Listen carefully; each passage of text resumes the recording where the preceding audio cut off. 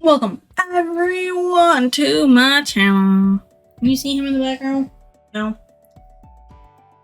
Which one need to go? There's a dick that bit me earlier. Okay, he was trying to get onto my sleeve. Good thing I had a sleeve on, or he would have hit my skin. Enough about my cat, who hates me sometimes.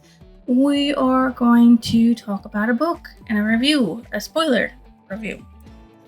If you are new here or old here, please pull up a seat, sit down, and let us talk about the Valley of Fear in this book, which is this much of the book, okay? This is the book, Valley of the Fear. This is just a bunch of short stories. Okay, so that's what we're going to talk about, the Valley of Fear. Here we go. This is by Sherlock. Not by Sherlock.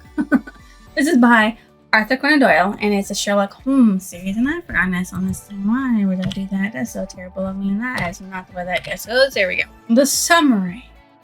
The intrepid detective and his trusty partner must delve deep into the mystery of a seeming suicide at a manor. The heart of the case is a secret organization and some truly nefarious men. Dun, dun, dun, dun. Okay, so I remember what this is about. Okay. So you have, of course, Sherlock Holmes. He is the protagonist in the story. The famous detective. He has supreme, almost superhuman intelligence that allows him to solve difficult cases. And in this one, he has, in just a couple of hours, sitting in a room by himself, figured out everything he needed to know after piecing together a bunch of information. Somebody is trying to tattle on Professor James Moriarty, the nemesis to Sherlock Holmes. Moriarty appears in only 2 Sherlock Holmes stories, but he has a lot of references in books. Moriarty remains one of the central characters of this novel, and he's actually revealed to be the mastermind behind Douglas's demise, or at least Sherlock Holmes believes to be the mastermind behind Douglas, who is, we're going to talk about him later, death. So basically, he gets a coded message from somebody who worked for James Moriarty, and then he gets another coded message saying, hey, I can't do nothing else. I think he suspects me. Sorry, throw away the coded message I gave you so you can't decipher it. But he deciphers it anyways and finds out that a man named Douglas is up for death. And it's going to be, of course, orchestrated somehow through James Moriarty. They actually get the Inspector MacDonald, who comes along and says, I want you to help me with this case. Douglas is dead, so come along and help me with this case. He's a smart, efficient, young, dour, and stoic inspector, but he's a very good inspector, and he knows when he needs help. So he literally goes to Sherlock Holmes, and he's like, I need your help. This happened. He's like, well, we just found out. Oh, well, okay, we're on the foot anyways. So with Dr. John Watson narrating the story, we find out a bunch of stuff. And by bunch of stuff, we find out that John Douglas was supposedly shot, but he actually wasn't John Douglas. It was somebody else, and I forgot. Teddy Baldwin, actually, is who it was. They think it's Douglas, but it's actually Teddy Baldwin.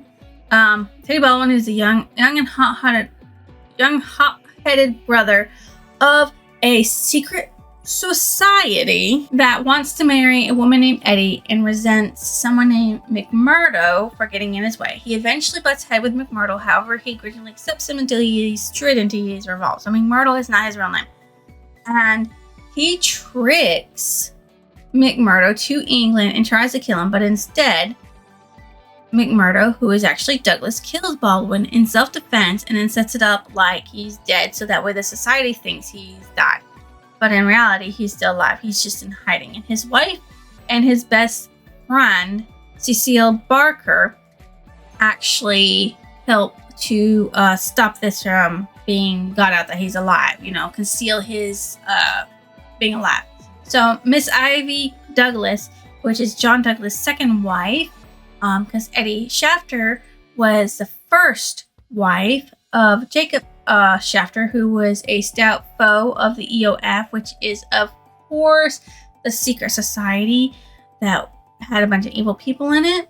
So Eddie Shafter, the man with whom McMurdo boards, the man They two fall in love. McMurdo and Eddie fall in love, and their relationship is strained by Baldwin's claim on her, along with the dangerous situations that McMurdo faces due to his status as a brother with the society.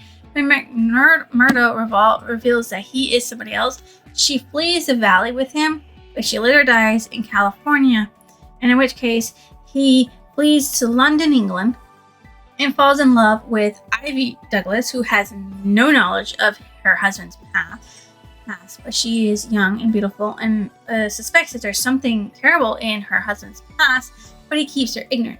She and Cecile decide to fabricate the crime scene, but then they confess to Holmes and the others. So Cecile and her, along with Douglas, conceal the crime scene, make it seem like Douglas died instead of Teddy Baldwin, to trick the society into thinking Douglas was dead. Because the society, which I don't really know the actual name of it, and I really don't care, had what are called the Scours, which are the evil people within the society who were out murdering people and intimidating and blackmailing and bribing others. So there is all that stuff. But John Douglas, also known as Jack McMurdo, also known as Bertie Edwards. So he was a crucial multi-dimensional character to whom we will refer to as Douglas for the sake of clarity. He could be considered a 3 different characters combined into one man because he's introduced as John Douglas murdered, and then towards the end of part 1, it is revealed that he's very much still alive, and he comes to share his history, which comprises nearly the entirety of part 2, which I didn't really enjoy part 2 as much as part 1. Part 1 was better because it had actual Sherlock Holmes in it, but part 2 was okay. So during part 2, we learned that Douglas had been named Jack McMurdo, which wasn't his real name, and that he was part of a notorious gang in the United States, which was not unlike the Mafia. So McMurdo was actually a Pinkerton detective named Bertie Edwards. Throughout all 3 of his identities, Douglas is described as fearless, intelligent, and good-humored. So basically, as Bertie Edwards, part of the Pinkerton, he is tasked with getting inside of the Scours to take them down from the inside. So he comes up with the alias Jack McMurdo and decides to do just that. And while he's there, he actually does fall in love with Eddie and decides that he wants her. So he does everything in his power to get her and get all the information. So anytime he's like told to go do something, he actually warns people ahead of time. Like he was told to blow up somebody's house, but he warned the people, hey, I have to do this, so why don't you go into hiding? And so they go into hiding, and people think, the Scours think, he blew up the house with all the people in it. You meet in the second part of the book. We're just going to go in order the names that I have on here and deal with it that way, okay? So you have Boss, Body Master, McGinty. He is mentioned in book 1, but he's not introduced until book 2, part 2, actually, where he's actually the major villain in the Valley of Fear. Yeah, he is the major villain in it. So he's a cruel, brutal leader of the Scours and murder society, not unlike the Mafia. McGinty is a fearsome leader described as looking almost like a lion with fierce eyes and a mane like a beard. McGinty is the undisputed lord of Vermissy Valley, which many call the Valley of Fear. The Body Master rules over the valley with an iron fist, crushing anyone who gets in his way through the agents beneath him. McGinty could be seen as an American Moriarty, though neither as intelligent nor as powerful. And he gets tricked and arrested. Okay. By Douglas.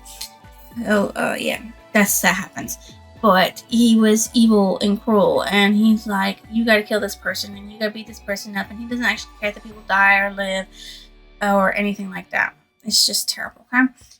The White Mason is the local law enforcement man on the Douglas case. He was friendly and helpful, but nonetheless, it feels like he is over it and over his head. Like he doesn't know what's going on or how to do stuff.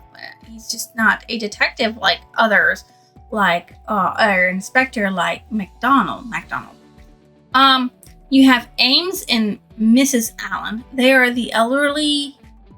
There's one that's Ames is the elderly butler, and Mrs. Allen is the elderly in death housekeeper of the manor where Douglas lives. They didn't know what was happening either. Ames was actually put his stuff away in the pantry in the back of the kitchen, with several doors closed in between them, and he didn't hear no gunshot go off. And Mrs. Allen thought a door slammed when the gun went off, and then they were alarmed 30 minutes later after everything was covered up, and made for Teddy to become Douglas. Scanlan, he was a scour from whom McMurdo meets on the train into Coal City. Scanlan is an amiable, helpful, and loyal member of the Scours, but he does not like violence as much as the others do. Okay? First, we've already met Eddie, Jacob, and Teddy. Morris, an elderly brother who disapproves of the Scours' violent tactics and warns that they must be careful on the target. He sees that McMurdo as an ally and later provides information about the Pinkerton spy to McMurdo, thereby unwillingly providing it to the spy himself. So he knew that somebody had come into the valley to disband and arrest the Scours, but he didn't know who it was. All he knew was that it was a Pinkerton named Bertie Edwards, and he gives it to McMurdo, not knowing that that's who Bertie Edwards was at the time, and thus sealing the fate of the Scours, getting them all arrested and everything. Evans Pott, the formidable county delegate and Scour leader, of whom even McGinty's were. Oh no, the EOF, which is the society that they're a part of. Lawler and Andrews are the assistants even sent by Evans Potts to carry out the murders at the mine. Chester Wilcox, a local mine owner targeted by the Scours. He was beaten up severely, or was he the one killed? He was killed. Because James Stanger, the newspaper editor, critical of the Scours, he was ordered to be beaten up, and he was, and Teddy almost killed him, but McMurdo stopped him in time. Then you have Captain Marvin, the new member of the Iron and Coal Police, who initially seems to be an enemy of McMurdo. Later, however, he is revealed to be in on McMurdo's true identity as a Pinkerton undercover agent, who was also trying to keep him undercover by pretending he had beat, which is actually a smart thing to do. I don't like the second half of the book, because it was about McMurdo and his enemies and how he got them and why they were after him.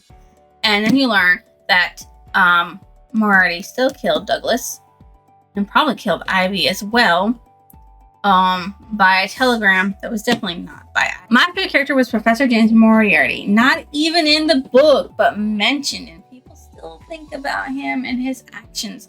And Sherlock thinks he's done a lot of stuff, but he has no proof that he's done anything or instigated anything. He doesn't believe that Moriarty actually killed Douglas, but that he had it done on his say-so. And it was set up in such a way that it was done without anybody realizing that it was an actual murder instead of, just an accidental death. My most disliked character was Boss McGinty.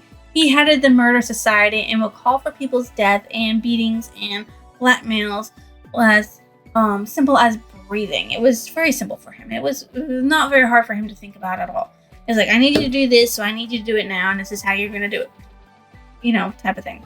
It's just straight up evil. And how he even got into that type of society to begin with, I don't know. What stood out as memorable? How a person could pretend to be someone they were not while undercover, offering to kill off people, but saving as many as they could. Like McMurdo, undercover as McMurdo. That's so weird the way I said that. Bertie Edwards, undercover as McMurdo, pretending to be somebody with a complete background that can't be shaken, because he actually did become part of the Chicago sect in order to trick them into believing he had always been part of something or another, and that he moved there for work that he wanted to do because he was being chased by the police. And he really stuck to that, and he was a great actor. Like, you could not spot a fault in the way he acted or anything. And even though he did have to move faster than what he wanted to in the end, because his cover was going to be blown eventually, he did it in a way that surprised me, because he's like, yeah, I know who the guy is. I'll have him at my house. You come by early, and then we'll trap him. And he literally traps the society instead. I would rather have it in a different way. Why? Why was it needed What was the point? My favorite passage from the story is, it was one of those dramatic moments for which my friend existed. It would be an overstatement to say that he was shocked or even excited by the amazing announcement. Without having a tinge of cruelty in his singular composition, he was utterly callous from overstimulation. Yet if his motions were dulled, his intellectual perceptions were exceedingly active. There was no trace then of the horror which I had myself felt at this curt declaration, but his face showed rather the quiet and interested composure of the chemist who sees the crystals falling into position from his oversaturated solution. So when he basically figures out everything, he just falls into place, and he's like, yep, the way it is, this is how it was, this is how it goes. This is the straightforwardness of it. So, like, all these little clues, like the bloody footprint on the window, to the curtain where the muddy boots were, to the missing dumbbell, like 2 dumbbells, like, dudes, like, why is there a missing dumbbell? Have you guys found the missing dumbbell? Like, the missing dumbbell is important, but nobody else saw that the missing dumbbell was important. They're all like, oh, don't worry about that. Oh, don't worry about that. Oh, don't worry about it. And he's just like, and then he finds a missing dumbbell. Back then, they didn't have a lot of good release procedures either, because he definitely did not wear gloves when handling things. And he tossed the evidence back into the water to make the people who did hide it bring it back up. Like, seriously, what? My favorite quote, Watson insists that I am the dramatist in real life, said he. Some touch of the artist wells up within me and calls insistently for a well-staged performance. Surely our profession, Mr. Mac, would be a drab and sordid one if we did not sometimes set the scene so as to glorify our results. The blunt accusation, the brutal tap upon the shoulder. What can one make of such a denouement? But the quick inference, the subtle trap, the clever forecast of coming events, the triumphant vindication of bold theories, are these not the pride and the justification of our life's work? At the present moment, you thrill with the glamour of the situation and the anticipation of the hunt. Where would be the thrill? Or where would be that thrill if I had been as definite as a timetable? I only ask a little patience, Mr. Man, and all will be clear to you. Dramatics! That's all Sherlock Holmes is dramatics, and Watson pointed it out, and it's true. He's dramatic. He is so dramatic that he likes to present his theories, which turn out to be true facts, in a dramatic way. And it's dramatic. Like he said, the subtle trap, the clever forecast of coming events, the vindication of bold theories, and the quick inferences that they get are amazing the way they're performed. I'm telling you, if you really like the Sherlock Holmes series, please try the Detective Conan manga or the Detective Conan anime, which is called Case Closed in America, but Detective Conan in the Japanese versions, and it's better in the Japanese language with English subtitles. I promise you, it is almost exactly like Sherlock Holmes, and the dramatic sides that Conan and Shinichi have are just so dramatic, like Sherlock Holmes. And that's what makes it my favorite quote. It's because he is dramatic. He is the most dramatic man I know. That's a fictional character, by the way. So what I thought about the ending of the book. Douglas was killed off even after all that time he spent on the run trying to keep his life and his wife safe. What a shame. What a shame. Sherlock Holmes believes he knows who it was, but he cannot prove it, and that is a travesty. And second half of the book should not have happened. I didn't really care for that part, okay? What book did it remind me of? The other books in this series, but now that I'm thinking about it, it also reminded me of Case Closed, Detective Conan, My Tante Conan. Okay? This book, as you know, is part of a series called Sherlock Holmes. There are so many novels of this, and I do not have all of them, and I'm very sad about that because America, I can't buy them. They're not all in America. I rated this a 3.5, The Valley of Fear, not His Last Bow. Just the first one. The Valley of Fear as a 3.5 because of the second part. It was not nearly as interesting as the first part with the solving and everything. Because I don't think Sherlock Holmes would ever go, well, no, he would go undercover, but I don't think he'd be able to be undercover for very long. he prides himself too much on his memories, but he does go undercover to keep himself safe several times. That much of a stretch? No, he would just figure it all out within a couple of days and get all the pieces of information. Hey, be quick about it, okay? So I will see you next illusion.